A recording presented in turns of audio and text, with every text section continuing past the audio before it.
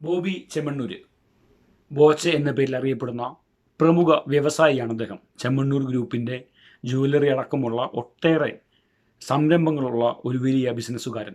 നമ്മുടെ നാട്ടിൽ ഒരുപാട് ബിസിനസ്സുകാരുണ്ട്. ലുലു, യൂസഫ് അലി, ഭീമയുടെ ഓണർ, കല്യാൺ ജുവല്ലേഴ്സിൻ്റെ, കല്യാൺ സിൽക്സിൻ്റെ ജോയ് ആലുക്കാസ്, അങ്ങനെ തുടങ്ങി നിരവധി ബ്രാൻഡുകളിൽ അറിയപ്പെടുന്ന വ്യവസായ പ്രമുഖന്മാർ നമ്മുടെ നാട്ടിലുണ്ട്. അവർക്കൊക്കെ അവരുടേതായിട്ടുള്ള ഒരു ബ്രാൻഡും അവരുടേതായിട്ടുള്ള ഒരു വ്യക്തിത്വവും പൊതുസമൂഹത്തിനകത്തുണ്ട്. എന്നാൽ അതേപോലെ തന്നെയുള്ള ഒരു ബിസിനസ്സുകാരനായിട്ടുള്ള ചെമ്മണ്ണൂർ ഗ്രൂപ്പിൻ്റെ മുതലാളിയായിട്ടുള്ള ബോബി ചെമ്മണ്ണൂർ, അദ്ദേഹം ഇപ്പോൾ വാർത്തകളിൽ നിറയുകയാണ്. ഇപ്പോൾ അദ്ദേഹത്തെ പോലീസ് അറസ്റ്റ് ചെയ്തിരിക്കുകയാണ്. എന്താണ് അദ്ദേഹത്തിൻ്റെ യഥാർത്ഥത്തിൽ സംഭവിച്ചത്? അദ്ദേഹം അദ്ദേഹത്തിന് ഓൾറെഡി ഒരു ബ്രാൻഡ് ഉണ്ട്. അദ്ദേഹത്തിൻ്റെ നേരത്തെ സൂചിപ്പിച്ച പോലെ എല്ലാ വ്യവസായ പ്രമുഖന്മാർക്കും ഉള്ളതുപോലെ അദ്ദേഹത്തിനുമുണ്ട് ഒരു ബ്രാൻഡ്. എന്നിട്ടും അദ്ദേഹം വ്യത്യസ്തമായ ഈ വഴികളിലൂടെ സഞ്ചരിച്ചത് എന്തിനാണ്? അദ്ദേഹം ഒട്ടേറെ സാഹസികമായ പരിപാടികൾ നടത്തം, ഫുട്ബോൾ താരം മറഡോണയെ കൊണ്ടുവന്നുകൊണ്ടുള്ള കേരളയെ ഞെട്ടിപ്പിക്കുന്നു. അങ്ങനെ ആ നിലയിൽ ബ്ലഡ് ഡൊണേഷൻ തുടങ്ങി ജീവകാരുണ്യ പ്രവർത്തനങ്ങൾ, അങ്ങനെ വ്യത്യസ്തമായ പല കാര്യങ്ങളും നടത്തിക്കൊണ്ടാണ് ബോബി ചെമ്മണ്ണൂർ സമൂഹത്തിൽ ശ്രദ്ധിക്കപ്പെട്ടത്, മറ്റു വ്യവസായികളിൽ നിന്ന് ശ്രദ്ധിക്കപ്പെട്ടത്. എന്നാൽ മറ്റു വ്യവസായികളും ശ്രദ്ധിക്കപ്പെടുന്നില്ലേ? ഉണ്ട്. എന്നാൽ യഥാർത്ഥത്തിൽ അതിൽ നിന്ന് വ്യത്യസ്തമായി അദ്ദേഹത്തിൻ്റെ വസ്ത്രധാരണത്തിൽ ഒക്കെ ഒരു പ്രത്യേകതരം ശൈലി സ്വീകരിച്ചുകൊണ്ട് മുന്നോട്ട് പോയ, എന്നാൽ പലപ്പോഴും സംസാരിക്കുമ്പോൾ ഒരു സാധാരണക്കാരൻ്റെ ഒരു ഭാഷയിൽ സംസാരിക്കാനുള്ള അദ്ദേഹത്തിൻ്റെ കഴിവ് എല്ലാം ഈ സോഷ്യൽ മീഡിയയിൽ അദ്ദേഹത്തിന് പ്രത്യേക തരത്തിൽ ഒരു ഫാൻസ് ഉണ്ടാക്കുന്നതിൽ അദ്ദേഹം വിജയിച്ചിട്ടുണ്ടെന്ന് എനിക്ക് തോന്നുന്നത്. പുതിയ ഈ സോഷ്യൽ മീഡിയ കാലഘട്ടത്തിൽ സോഷ്യൽ മീഡിയയെ കൃത്യമായി ഉപയോഗിച്ചുകൊണ്ട് ആളുകളുടെ മനസ്സറിഞ്ഞുകൊണ്ട് സംസാരിക്കാൻ കഴിയുന്ന ഒരു വ്യവസായി എന്നാണ് എനിക്ക് തോന്നിയിട്ടുള്ളത്. അദ്ദേഹം ഒരു വ്യവസായി എന്ന നിലയിൽ ഒരുപക്ഷെ വലിയ വിജയമായിരിക്കാം.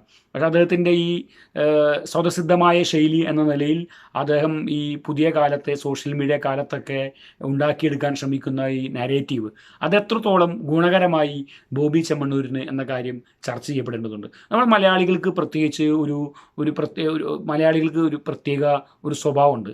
അതെന്ന് വെച്ച് കഴിഞ്ഞാൽ നമ്മളെപ്പോഴും തമാശകൾ പറയും. ആ തമാശകൾ എന്ന് പറയുന്നത് ഈ സെക്സുമായി ബന്ധപ്പെട്ടുകൊണ്ടൊക്കെയുള്ള തമാശകൾ, സ്ത്രീകളുമായി ബന്ധപ്പെട്ടുള്ള തമാശകൾ, അതിൻ്റെ ഒരു പ്രത്യേകത പെട്ടെന്ന് തമാശ വർക്കൗട്ട് ആവും എന്നുള്ളതാണ്. പെട്ടെന്ന് ആളുകൾ ചിരിക്കുകയും ചെയ്യും, ആളുകൾക്കത് ഇഷ്ടപ്പെടുകയും ചെയ്യും. അത് വളരെ രസകരമായിട്ട് നമ്മൾ എല്ലാ ആളുകളും പൊതുവെ, അതിന് ചെറുപ്പം വലുപ്പം വ്യത്യാസമൊന്നുമില്ല, എല്ലാ ആളുകളും അത് പറയാറുണ്ട്. പ്രമുഖന്മാരും പറയാറുണ്ട്, സാധാരണക്കാർ പറയാറുണ്ട്, എല്ലാ തരത്തിലുമുള്ള സമൂഹത്തിലെ എല്ലാ തലങ്ങളിലുമുള്ള ആളുകളും അങ്ങനെയുള്ള തമാശകളൊക്കെ പറയാറുണ്ട്. സർക്കാർ ഓഫീസുകളിൽ ചെന്നാൽ നമുക്കത് കാണാൻ കഴിയും. പണ്ട് സ്കൂളുകളിൽ പഠിക്കുന്ന കാലഘട്ടത്തിൽ സ്റ്റാഫ് റൂമുകളിൽ പോയിരുന്നാൽ നമുക്കതുപോലെ, സ്റ്റാഫ് റൂമുകളിൽ പോയാൽ അവിടെ നമ്മുടെ അധ്യാപകരായിട്ടുള്ള ടീച്ചേഴ്സ്, മാഷ്മാരും ടീച്ചർമാരും ഒക്കെ പറയുന്നതൊക്കെ നമ്മൾ ചെറിയ ഓർമ്മയുണ്ട് നമ്മളതിൽ. എവിടെയും അതിന് ഒരു മാർക്കറ്റ് ഉണ്ട്. അത് ഒരു രസത്തിനപ്പുറം അതിന് മറ്റൊന്നുമില്ല, തമാശ പറയാന്നുള്ളത് മാത്രമേ ഉള്ളൂ. അപ്പോൾ ഇങ്ങനെ ഈ തരത്തിലുള്ള നെഗറ്റീവ് കമൻറ്റുകൾ അടിച്ച് തമാശ പറയുന്ന രീതി പൊതുവെയുണ്ട്. പൊതുവെ തമാശ എന്ന് പറയുന്നത് തന്നെ നെഗറ്റീവായിട്ടുള്ള ഒരു കാര്യം, പോസിറ്റീവായ വിഷയത്തിനെതിരെ നെഗറ്റീവായി പറഞ്ഞുകൊണ്ടാണ്. എപ്പോഴും അതൊരു നെഗറ്റീവ് വശമുണ്ട് തമാശക്ക്, പക്ഷെ അത് ജനങ്ങൾക്ക് ഭയങ്കര ഇഷ്ടമുള്ള കാര്യമാണ്. അപ്പോൾ ആ ഒരു സംഭവം തന്നെയാണ് ബോബി ചെമ്മണ്ണൂരും പ്രയോഗിച്ചുകൊണ്ടിരുന്നത്. അതങ്ങനെ അദ്ദേഹം ഈ പറഞ്ഞ പോലെ പല സാഹസിക പരിപാടികൾ നടത്തി ശ്രദ്ധിക്കപ്പെട്ടു. പിന്നെ സോഷ്യൽ മീഡിയയുടെ കാലത്ത് സോഷ്യൽ മീഡിയയിൽ അദ്ദേഹം അതുപോലെയുള്ള പല കാര്യങ്ങളും പറഞ്ഞു.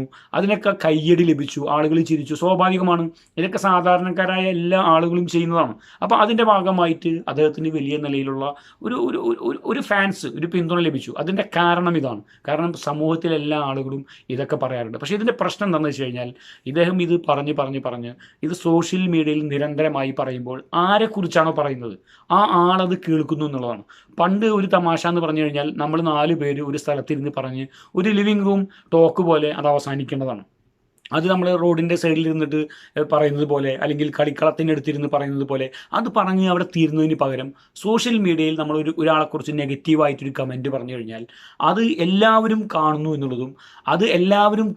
എന്നുള്ളത് ആരെക്കുറിച്ചാണ് പറഞ്ഞത് ആ ആളറിയുന്നു എന്നുള്ളതുമാണ്. അവിടെയാണ് ഈ വിഷയത്തിനൊരു മാറ്റം സംഭവിക്കുന്നത്.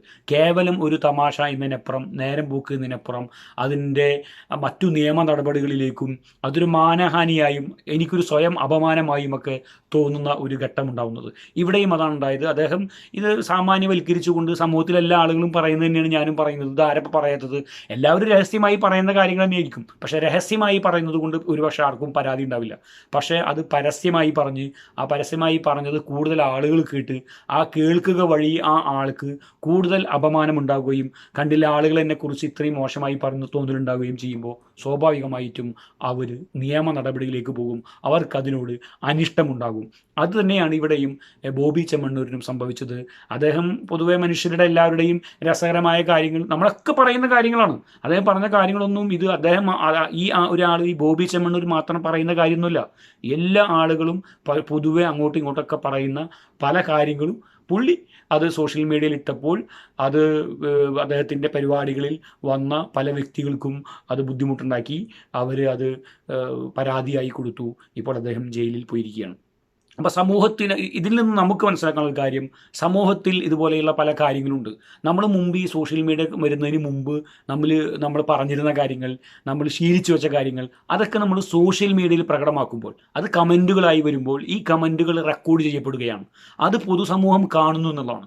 നമ്മൾ 2, 3, 4 സുഹൃത്തുക്കൾക്ക് മുന്നിൽ പറഞ്ഞവസാനിച്ച് ചിരിച്ച് പിരിഞ്ഞിരുന്ന ഒരു സാധനം പിന്നീട് അത് സമൂഹത്തിനകത്ത് ആകെ പരക്കുമ്പോൾ നമ്മളുടെ ഏറ്റവും അടുത്ത സുഹൃത്തിനെ കുറിച്ചിട്ട് വളരെ രസകരമായി പറഞ്ഞ കാര്യമാണെങ്കിൽ പോലും അത് പുറത്ത് 4 ആൾ അറിയുമ്പോൾ അദ്ദേഹത്തിന് അത് വിഷമമുണ്ടാവും. അപ്പോൾ മുമ്പ് നമ്മൾ തമാശ പറഞ്ഞ് പിരിഞ്ഞിരുന്ന അല്ലെങ്കിൽ നെഗറ്റീവ് കമൻ്റ് അടിച്ചിരുന്ന സ്ഥിരമായി ഉണ്ടാവും. ഒരു നെഗറ്റീവ് കമൻറ്റ് പറയാനുള്ള ഒരു സുഹൃത്ത് നമുക്കിടയിൽ ഉണ്ടാവും.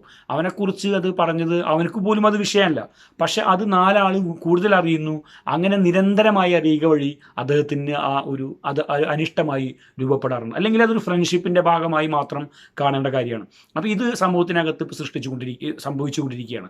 ഇപ്പോൾ നമ്മളിങ്ങനെ പറഞ്ഞ് സോഷ്യൽ മീഡിയയിൽ കമൻറ്റുകൾ എഴുതുമ്പോൾ സ്ത്രീകളെക്കുറിച്ച് പറയുമ്പോൾ സ്ത്രീകളുമായി ബന്ധപ്പെട്ട വിഷയത്തിൽ സ്ത്രീ സമൂഹം ഈ ബോച്ചയുടെ ഈ പെരുമാറ്റത്തോട് ഒട്ടും താല്പര്യമില്ലാത്തവരാണ് സ്ത്രീ സമൂഹത്തിൽ ഭൂരിഭാഗം ആളുകളും.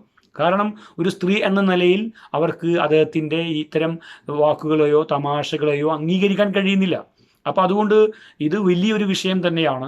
അതിൻ്റെ ആ രീതിയിൽ ഗൗരവത്തിലെടുക്കാൻ ബോബി ചെമ്മണ്ണൂരിന് മാത്രമല്ല സമാനമായി ചിന്തിക്കുന്ന മുഴുവൻ ആളുകൾക്കും ഇത്തരം കേസുകൾ ഉണ്ടാകുന്നത്, ഇപ്പോൾ ബോബി ചെമ്മണ്ണൂരിനെതിരെ നടപടി സ്വീകരിക്കുന്നത് ഇതുപോലെ സമാനമായ വാക്കുകൾ ഉപയോഗിക്കുന്ന ഒരു സാമാന്യവൽക്കരിച്ചുകൊണ്ട് തമാശ പറയുമ്പോൾ തമാശ മട്ടിൽ തന്നെയായിരിക്കും നമ്മളത് പറയുന്നുണ്ടാവുക. പക്ഷേ അത് ആരെയാണോ നമ്മളതിൽ മെൻഷൻ ചെയ്യുന്നത് ആ ആൾക്ക് വലിയ രീതിയിൽ അപമാനം ഉണ്ടാവുന്നുണ്ടെങ്കിൽ അത്തരം തമാശകൾ ഒഴിവാക്കണം. പ്രത്യേകിച്ച് തമാശകൾ നമ്മൾ അങ്ങോട്ടും ഇങ്ങോട്ടും പറയുന്നത് പോലെയില്ല. സോഷ്യൽ മീഡിയയിൽ എഴുതുമ്പോൾ വളരെയധികം ശ്രദ്ധിക്കണം. അത് വലിയ നിലയിൽ അപമാനം ആ വ്യക്തികൾക്കുണ്ടാക്കുന്നു എന്നുള്ളതാണ്. അതുകൊണ്ടാണ് ഇത് നിയമ നടപടികളിലേക്ക് പോകുന്നത്. ഒട്ടും സഹിക്കാതെ വരുമ്പോഴാണ് ഇത്തരം നിയമ നടപടികളിലേക്ക് അവർക്ക് പോകേണ്ടി വരുന്നത്. അതുകൊണ്ട് നമ്മുടെ ചിന്തകളിൽ, നമ്മളുടെ പെരുമാറ്റങ്ങളിൽ, സോഷ്യൽ മീഡിയയിലെ ഇടപെടലുകളിൽ കൃത്യമായ മാറ്റങ്ങൾ വരുത്തണം.